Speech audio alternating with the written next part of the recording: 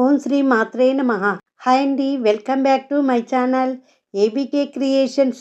ఈరోజు వీడియోలో ఈ 2025 సంవత్సరంలో కోటి సోమవార వ్రతం ఎప్పుడు వచ్చింది, కోటి సోమవార వ్రత విశిష్టత గురించి, కోటి రెట్లు ఫలితాన్నిచ్చే కోటి సోమవారము పూజ, ఉపవాసము, దానము, నియమాల గురించి తెలుసుకుందాం. ఈ కార్తీక మాసంలో ప్రతిరోజు ఒక పర్వదినమే. ఏ ఒక్క రోజైనా దానాలు చేసినా, ఉపవాసమున్నా, దీపం పెట్టినా, దేవాలయాలకు వెళ్ళినా, పురాణ కథ విన్నా విశేష ఫలితాన్నిస్తుంది.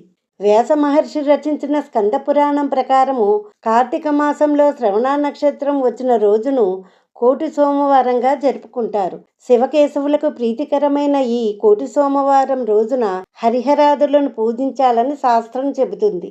కార్తీక సోమవారం అంటే శివునికి చాలా ఇష్టమైన రోజు. కోటి సోమవారం అంటే కోటి సోమవారాల పూజా ఫలితాన్ని ఇచ్చే విశేషమైన రోజు.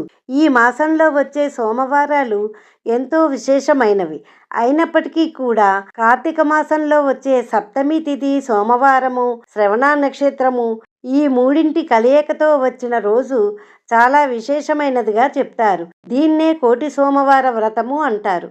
కానీ ఈ విధంగా కార్తీక మాసంలో సోమవారము, శ్రవణ నక్షత్రము, సప్తమి తిథి మూడు కలిసి రావడం చాలా అరుదుగా జరుగుతుంది. కార్తీక మాసంలో ఎప్పుడైతే శ్రవణ నక్షత్రం ఉంటుందో ఆ రోజు వారంతో సంబంధం లేకుండా కోటి సోమవార వ్రతం జరుపుకోవాలని పురాణాల్లో చెప్పబడింది. ఈ కార్తీక సోమవారము, శ్రవణ నక్షత్రము ఎందుకంత విశేషమైనది అంటే, శ్రవణ నక్షత్రము శ్రీ మహావిష్ణువు యొక్క జన్మ నక్షత్రము. కార్తీక సోమవారము శివుడికి అత్యంత ప్రీతికరమైన రోజు. ఈ రెండు కలిసి వచ్చిన రోజే కోటి సోమవార వ్రతం.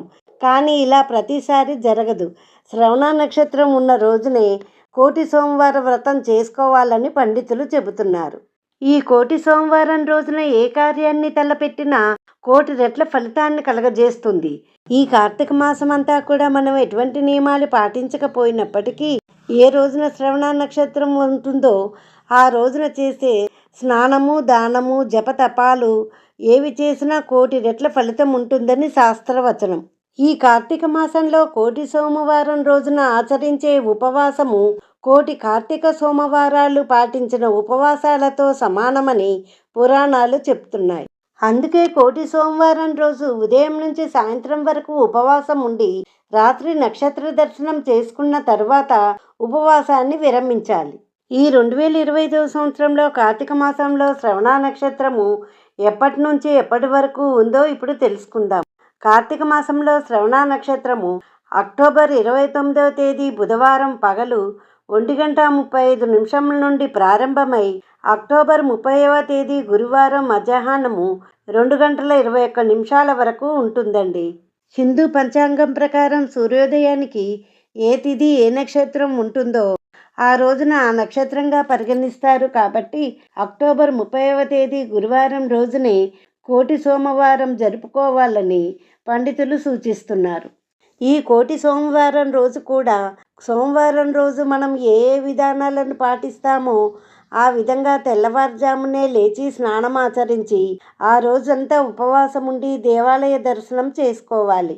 ఈ రోజున శివాలయానికి వెళ్ళి భక్తి శ్రద్ధలతో పంచామృతాలతో శివుణ్ణి అభిషేకించాలి.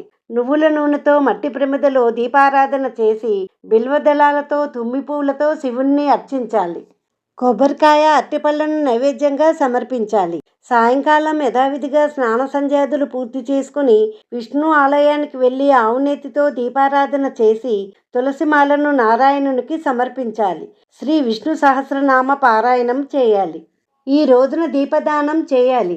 అన్నదానము, గోదానము, సువర్ణదానము, వస్త్రదానము, పుస్తక దానము ఇలా ఏ దానమైనా చేసినా కోటి సార్లు చేసిన ఫలితం ఉంటుంది. ఈ రోజు నదీ స్నానం చేస్తే కోటి నదుల్లో స్నానం చేసినంత ఫలితం కలుగుతుంది.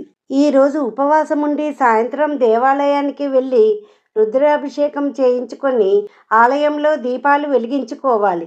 ఈరోజు శివకేశవులను పూజించుకుని నక్షత్ర దర్శనం చేసుకున్న తరువాత భోజనం చేయాలి.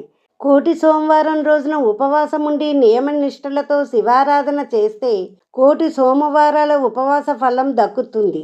ఇంతటి మహిమాన్వితమైన కోటి సోమవార వ్రతము ఎవరైతే భక్తి శ్రద్ధలతో నియమనిష్టలతో ఆచరిస్తారో వారు అష్టైశ్వర్యాలను పొందటమే కాక దీని వలన అనంతమైన పుణ్య ఫలితం దక్కుతుందని పండితులు చెప్తున్నారు.